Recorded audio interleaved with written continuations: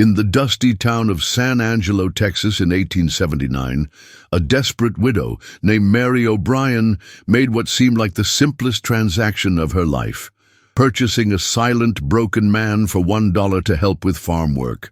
What she didn't know was that the shackled figure before her was Running Wolf, the legendary Comanche war chief who had once saved her family's homestead from certain destruction.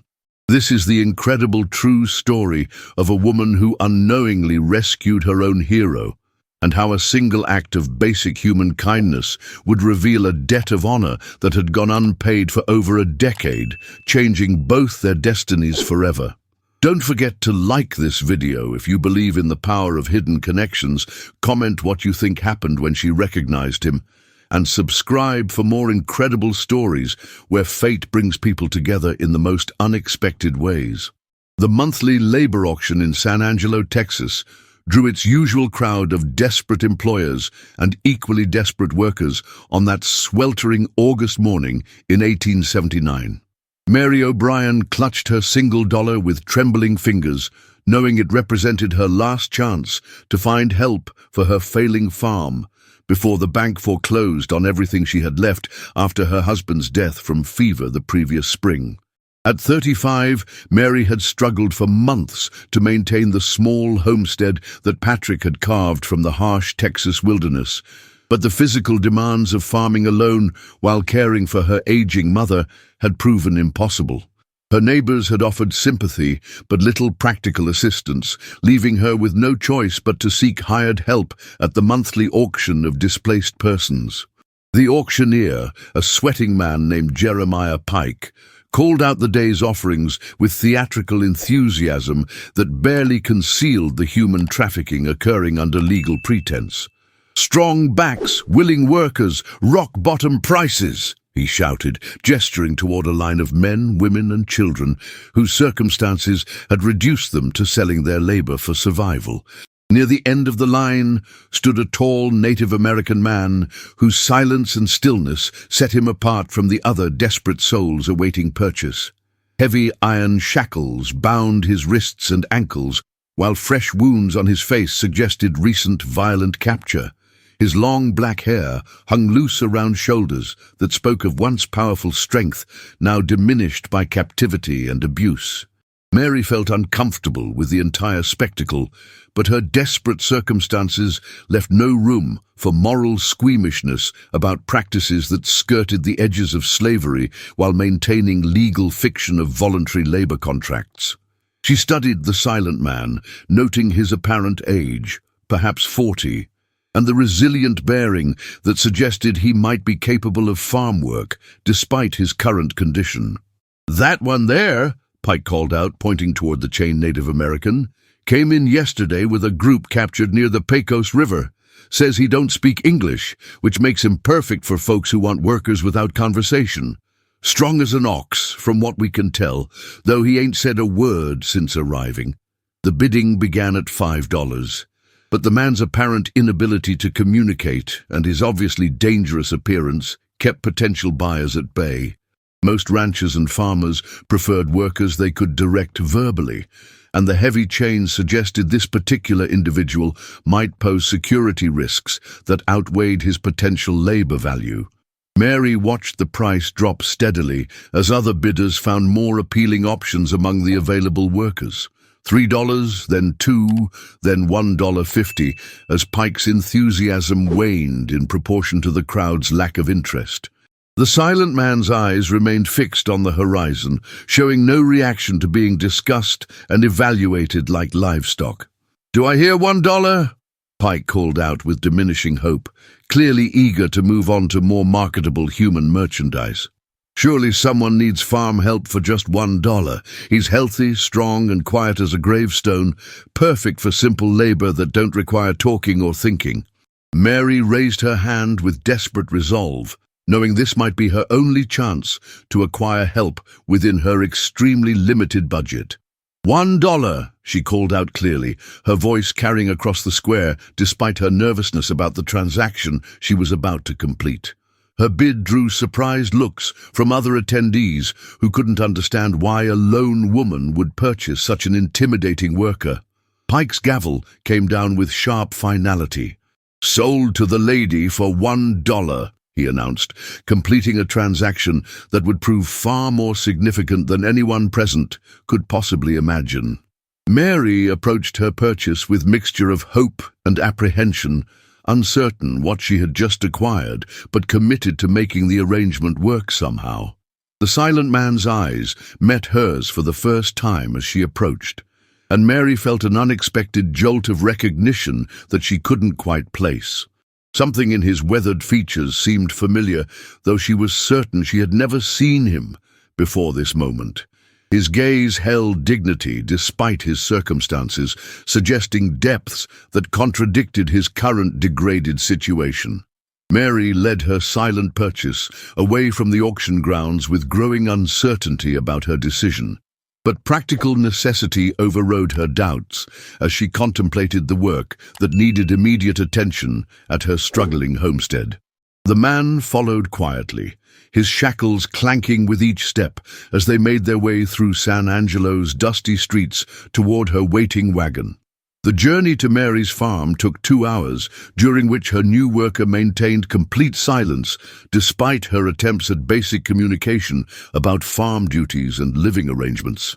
His steady gaze surveyed the landscape with intensity that suggested professional assessment rather than casual observation, though Mary couldn't understand why a supposedly simple laborer would show such keen interest in terrain and defensive positions. Upon reaching the modest homestead, Mary showed him to the small bunkhouse where previous hired hands had stayed during better times. The building was spartanly furnished, but clean and weather-tight, offering basic shelter and privacy. She provided him with simple work clothes and indicated the well where he could clean himself after his obviously harsh captivity experience. The transformation was remarkable. When the silent man emerged from the bunkhouse an hour later, clean and dressed in proper work clothes, Mary felt another wave of inexplicable recognition that was stronger than before. His bearing had changed, subtly but significantly, less beaten down, more naturally authoritative, as if removing the grime of captivity had restored some essential aspect of his identity. Work began immediately, with Mary using gestures and demonstrations to communicate basic farm tasks that needed attention. To her amazement, her new worker grasped instructions instantly and performed duties with efficiency that suggested extensive experience with agricultural work.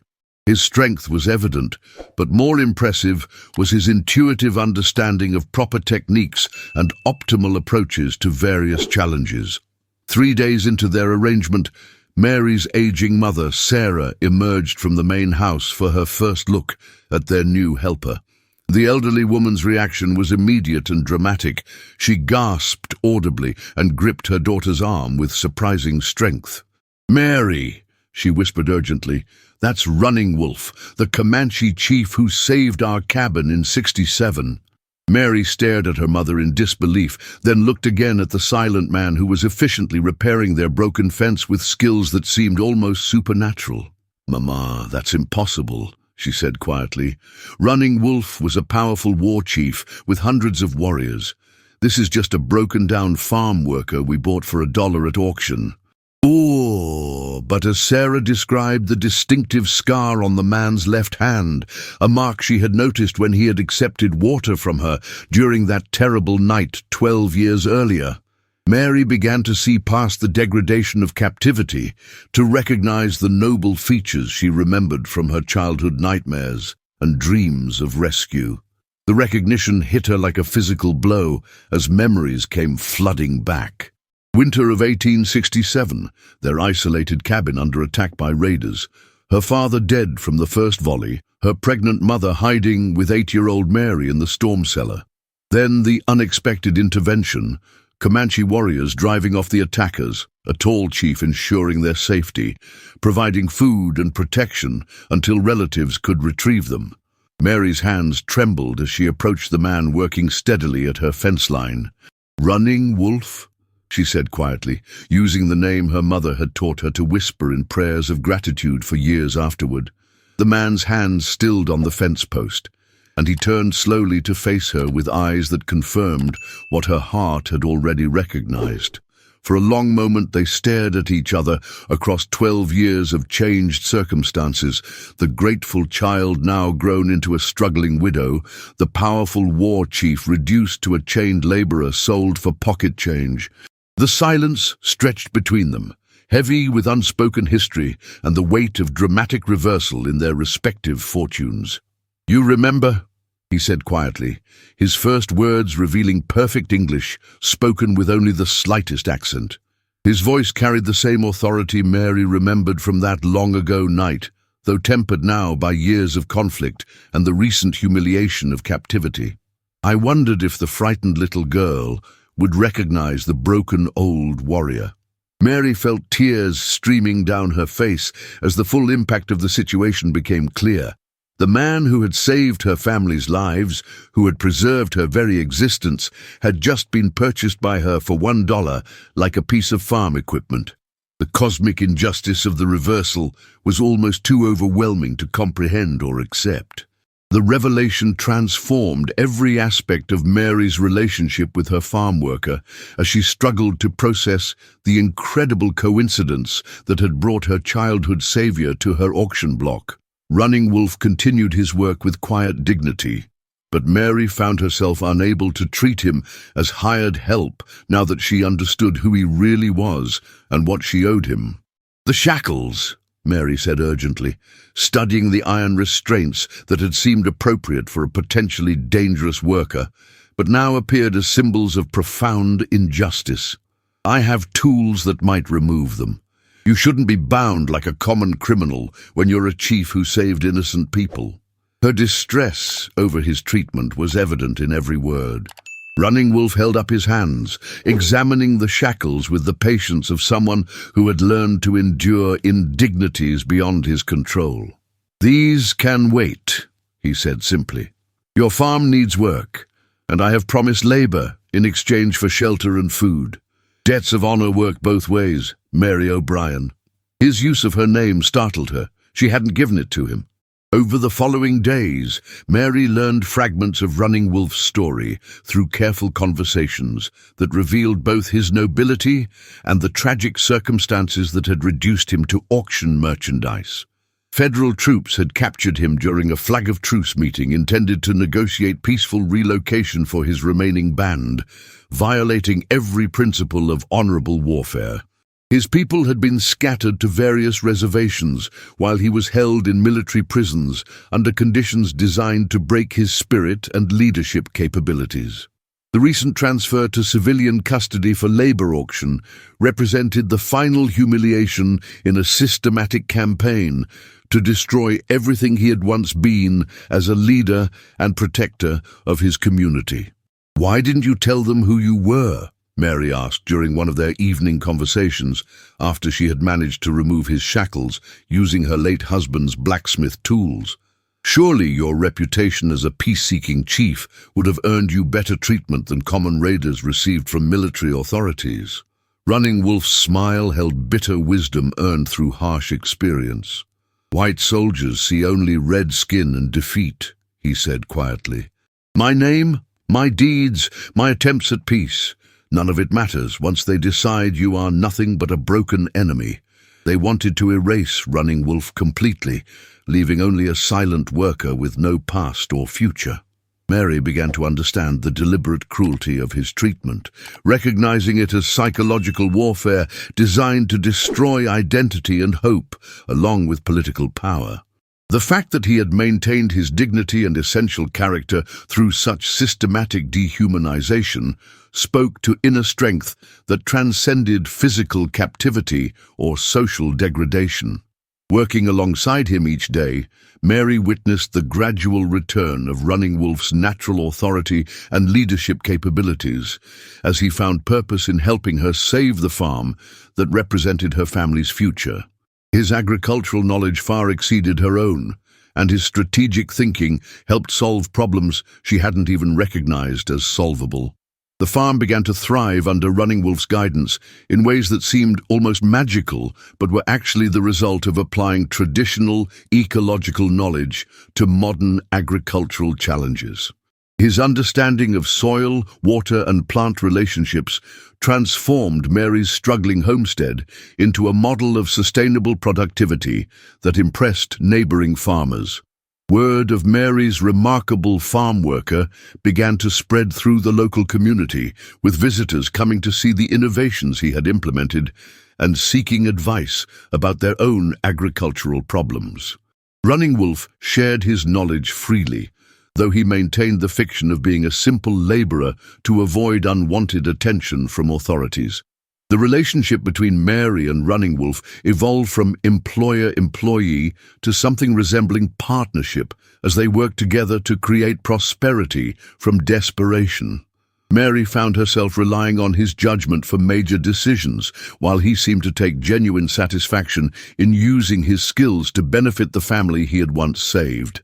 3 months after the auction, Mary's farm was not only solvent but profitable, attracting the attention of the local bank president who had been preparing foreclosure proceedings. The dramatic turnaround seemed impossible to explain without acknowledging Running Wolf's contributions, creating complications that would force both of them to make difficult decisions about the future. The first serious test of their arrangement came when Deputy Marshal Jake Morrison arrived at Mary's farm to investigate reports of suspicious improvements that seemed beyond the capabilities of a struggling widow and her supposedly simple hired hand. Morrison's reputation for hostility toward Native Americans was well known throughout the county, making his visit particularly dangerous for Running Wolf. Mary met Morrison at her front gate with the confidence of a property owner whose taxes were current and whose operations were completely legal. "What can I do for you, Deputy?" she asked politely, though her positioning blocked his direct view of Running Wolf, who continued working in the distant fields with apparent obliviousness to the official visit. "Folks are saying you've got some kind of miracle worker helping you turn this place around," Morrison said suspiciously, his eyes scanning the obvious improvements that had transformed Mary's homestead from barely functional to impressively productive. "Seems mighty strange for a widow woman to suddenly become the most successful farmer in the county." Running Wolf approached slowly, maintaining the submissive posture of a hired laborer, while keeping his head down to avoid direct eye contact with the deputy. Mary's heart raced as she prayed he would maintain his disguise convincingly enough to avoid recognition or suspicion about his true identity and capabilities. "This is my farm worker," Mary said simply. "He's skilled and hard-working, which explains the improvements you've noticed." "Is there some law against hiring competent help, Deputy Morrison?" Her tone carried just enough challenge to assert her rights, without appearing confrontational or suspicious about her employee's background. Morrison studied Running Wolf with the practiced eye of someone accustomed to identifying troublemakers and potential threats to local order. "You got papers for this worker?" he asked Mary, though his attention remained fixed on the silent man whose bearing seemed somehow familiar despite his deferential appearance. Mary produced the legitimate purchase documents from the San Angelo auction, demonstrating that her worker had been acquired through proper legal channels with full documentation of the transaction. Morrison examined the papers carefully, but found nothing irregular about the sale or Mary's current employment of her purchase. The confrontation might have ended peacefully if not for Running Wolf's instinctive reaction when Morrison's horse suddenly spooked at a rattlesnake near the barn. Without thinking, the disguised chief moved with lightning speed to control the panicked animal, displaying horsemanship skills that no ordinary farm laborer could possibly possess. Morrison's eyes narrowed as he recognized the sophisticated techniques Running Wolf had used to calm his mount. "Where exactly did you learn to handle horses like that?" he asked suspiciously, his hand moving instinctively toward his weapon as he began to suspect that Mary's worker was more than he appeared to be. "He's always been good with animals," Mary interjected quickly, but she could see that Morrison was no longer convinced by their deception. The deputy's military experience had taught him to recognize leadership qualities and combat skills, both of which Running Wolf had displayed despite his efforts to remain unnoticed. The crisis escalated when Morrison spotted the distinctive scar on Running Wolf's hand, a mark that matched military descriptions of the famous Comanche chief who had disappeared from federal custody months earlier. "You're Running Wolf," he said with sudden certainty, his weapon now fully drawn and pointed at the man he had been ordered to capture, dead or alive. Running Wolf straightened to his full height, abandoning all pretense of servility as he faced the deputy with the dignity of a war chief who had never truly been defeated. "I am Running Wolf," he said proudly, "and this woman is under my protection, as she has been since the night I saved her family's lives 12 years ago." Mary stepped between the armed deputy and her protector, her own courage rising to match the moment's demands. "He's telling the truth," she declared firmly. "Running Wolf saved my family when I was a child, and now I choose to save him. If you want to arrest him, you'll have to go through me first." Morrison found himself facing an impossible situation. A wanted fugitive protected by a respectable white woman who was claiming moral debt to justify harboring an escaped prisoner. Military orders demanded Running Wolf's immediate capture, but local politics complicated any action that might harm a tax-paying citizen who was defending her property and employee. The standoff stretched for tense minutes before Mary proposed a solution that honored both legal requirements and moral obligations. "Running Wolf came here legally through the auction system," she pointed out. "I have proper documentation of his purchase and employment. If the army wants him back, they can pay me fair compensation for the improvements he's made to my property." The compromise eventually reached involved Running Wolf's official pardon in exchange for his agricultural expertise being made available to help other struggling farms in the region, transforming him from fugitive to valuable community resource. His knowledge of sustainable farming techniques proved so beneficial that local authorities chose cooperation over punishment. Within a year, Running Wolf had become an unofficial agricultural advisor to dozens of farmers throughout central Texas. His success with Mary's farm serving as proof of methods that combined traditional Native American ecological wisdom with modern farming practices. His reputation for honesty and effectiveness transcended racial prejudices among people who valued results over politics. Mary and Running Wolf's partnership evolved into a marriage that scandalized some community members, but gained acceptance as their joint success became undeniable. Their union represented more than personal affection. It symbolized the possibility of cooperation between cultures that had been taught to see each other as eternal enemies. Their children grew up bilingual and bicultural, learning both the practical skills of modern agriculture and the ecological wisdom of indigenous traditions.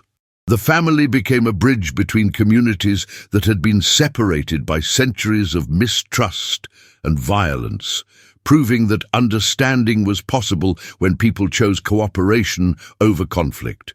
The farm that Mary had nearly lost became a model operation that attracted visitors from across the Southwest, all seeking to learn the innovative techniques that Running Wolf had developed by combining traditional knowledge with contemporary needs. His transformation from captured chief to respected agricultural expert inspired similar cooperation throughout the region. When Running Wolf died peacefully in 1903, surrounded by children and grandchildren who carried his wisdom into the 20th century, his funeral was attended by hundreds of people from multiple ethnic communities who had benefited from his knowledge and character. Mary's simple decision to spend her last dollar on a silent man in chains had created a legacy that outlasted both their lives.